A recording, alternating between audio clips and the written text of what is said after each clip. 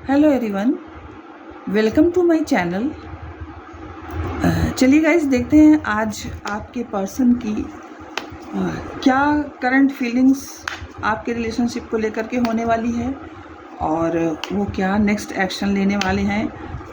उनके माइंड में क्या चल रहा है इस रिलेशनशिप को लेकर के, ये सारी चीज़ें आज इस रीडिंग में हम जानेंगे।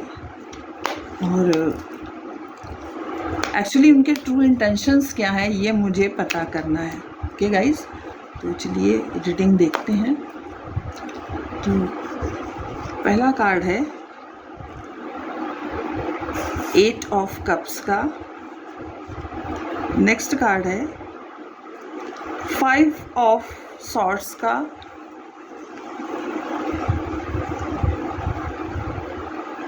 Judgement,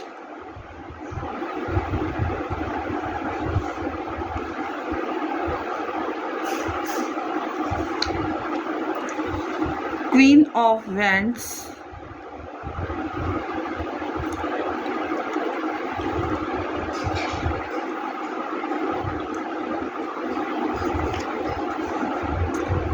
night of pentacles,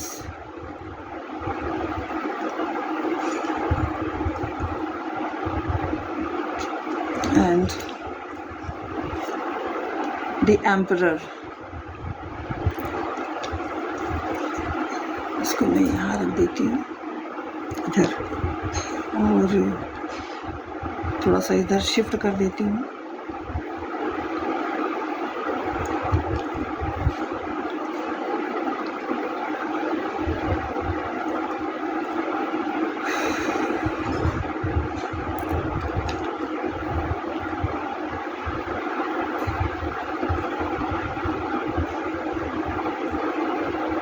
I hope guys आप सभी को कार्ड्स अच्छे से दिख रहे होंगे। तो गाइज, अगर ज़ोडिएक साइन की बात की जाए तो यहाँ सभी प्रकार के ज़ोडिएक साइन प्रेजेंट हैं।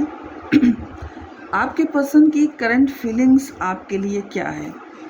तो गाइज, कार्ड्स मुझे ये बता रहे हैं कि आपके पर्सन ईगोइस्टिक टाइप के इंसान मुझे दिख रहे हैं यहाँ पर, और अपने ही चलाना चाहते हैं, अपने आगे किसी और की नहीं सुनना चाहते हैं।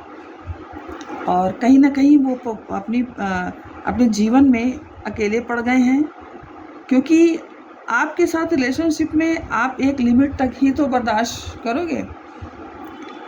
तो जब आपने इस बात की चर्चा उनसे करनी शुरू की कि आपकी भी जो सोच है, आपकी भी थिंकिंग जो है, उसको भी वैल्यू किया जाना चाहिए, तो आपके पर्सन आपसे काफ़ी नाराज़ हो गए और आप दोनों के बीच में इसी बात को लेकर के काफ़ी गर्मा गर्मी हुई और आप दोनों एक दूसरे को लेकर नाराज़ हो गए। आपके पर्सन चाहते थे कि केवल उन्हीं की चले, जो भी कुछ डिसीज़न आप दोनों के बीच में हो तो उसमें आपकी जो वैल्यू है, आपकी जो राय है, वो उनके हिसाब से ज़्यादा वैल्यूएबल नहीं है। केवल वही ठीक और सही मापदंड रखते हैं हर चीज़ का, और आपकी कोई इम्पोर्टेंस नहीं है। इसलिए आपको एक लिमिट तक ही बर्दाश्त आपने किया, और उसके बाद आपने जब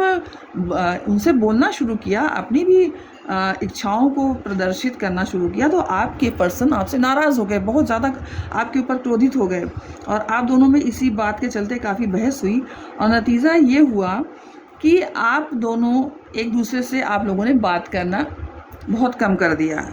आपके पर्सन आपसे काफ़ी नाराज़ हो गए और वो मुंह मोड़ के चले गए, और अब एकांत में उनका मन भी नहीं लग रहा है, आपके बिना उनका मन भी नहीं लग रहा है। और आपको भी काफ़ी दुख हो रहा है कि इतने दिन आपने अपना पूरा जिस रिलेशनशिप में योगदान दिया, वो अब इस स्थिति पर आ पहुंचा है, तो आपको फील होना स्वाभाविक ही था।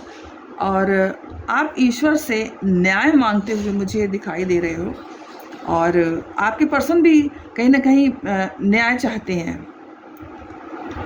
आपने इस स्थिति को समझने की कोशिश की कि क्या वस्तु स्थिति है क्या आपको करना चाहिए।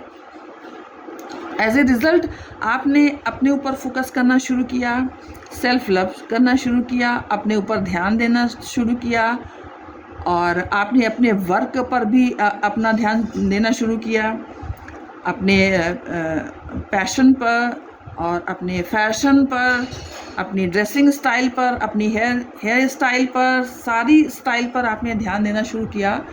तो कहीं ना कहीं आपके जो पर्सन है, ये सब चीज़ें जो आपके अंदर परिवर्तन आया, उसको देख करके उनको काफ़ी आश्चर्य भी हुआ और उन्हें बुरा भी लगा।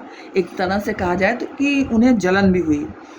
वो इस चीज़ को नहीं समझ पा रहे हैं कि जो रिलेशनशिप में ग्रोथ का रुक जाना या आप दोनों के बीच में मिसअंडरस्टैंडिंग का होना, ये सब उनकी गलत आदतों की वजह के कारण ये सब हुआ है। उनके अपने ऊपर बहुत ज़्यादा अभिमान की वजह से हुआ है, अपने ईगोइस्टिक नेचर की वजह से हुआ है। ये वो नहीं समझना चाहते हैं और सारी का सारा जो ब्लेम है वो आपके ऊपर थोप देना चाहते हैं और सोचते हैं कि रिलेशनशिप में ग्रोथ अगर नहीं हो रही है तो उसका सारा का सारा कारण आप हो, ऐसा कह के वो अपना पल्ला झाड़ने की कोशिश कर रहे हैं। और जब आपको उन्होंने इस रूप में देखा, इतने मॉडिफाइड रूप में देखा, इतने चेंज रूप में देखा, तो उनको हैरानी भी हुई और कहीं ना कहीं वो अंदर से जेलस भी फील करते हुए मुझे दिखाई दे रहे हैं कि आप इतनी ग्रोथ कैसे प्राप्त कर रहे हो। हालांकि अगर आपके पर्सन चाहते तो वो भी अपने लाइफ में ग्रोथ को प्राप्त कर सकते थे। काफ़ी इंटेलिजेंट इंसान है, काफ़ी काबिल इंसान है, उनके अंदर योग्यता की कमी नहीं है, वो हर कुछ कर सकते हैं, टैलेंट उनमें भरा है, उनके अंदर बहुत बुद्धि भी है, लेकिन वो अपनी बैड हैबिट से लाचार हैं। वो अपने आगे किसी की नहीं सुनना चाहते हैं, इसलिए सारे परिवार वालों से भी उनकी नहीं बनती है, उनकी फैमिली में भी उनकी किसी से नहीं बनती है, और वो अकेलापन अब लाइफ में अपने महसूस करते हैं और चाहते हैं। उनको ये भी लगता है कि वो जो चाहे वो कर सकते हैं और सचमुच में उनके अंदर इतनी योग्यता है कि वो कर सकते हैं जो चाहे वो, लेकिन वो कर नहीं पा रहे हैं, वो अपनी लाइफ में आगे नहीं बढ़ पा रहे हैं, स्टक हुए पड़े हैं। और सिर्फ उसका कारण यही है कि उनका जो ईगोइस्टिक नेचर है वही रास्ते में अड़ंगा डाल रहा है। जो भी थिंकिंग उनकी रहती है उसको वो फाइनल मान करके काम करना चाहते हैं। वो अपने आगे किसी की थिंकिंग को, किसी भी बात को, किसी की भी राय को वैल्यू नहीं देते हैं, इसलिए वो अपने लाइफ में अकेले रह गए हैं और इस तरह से अपनी लाइफ में स्टक हुए भी पड़े हैं। अब जब सब तरफ से वो हताश हो जाते हैं तो कभी कभी उनको ये लगता है कि वो तो अपनी लाइफ में स्टक हुए पड़े हैं, आगे ही नहीं बढ़ पा रहे हैं। और गाइज़, ये इंसान ऐसे हैं जो साम दाम दंड भेद हर कुछ अप्लाई करके और आगे बढ़ने के लिए सोचते हैं, कुछ भी करके वो आगे बढ़ने की सोचते हैं, लेकिन वो कर नहीं कुछ पा रहे हैं। तो गाइज़, ये थी आपके पर्सन की रीडिंग और उनके माइंड में चलते हुए विचार। और आपको अगर ये रीडिंग पसंद आई हो तो लाइक, शेयर एंड कमेंट्स कीजिए। जय माता की।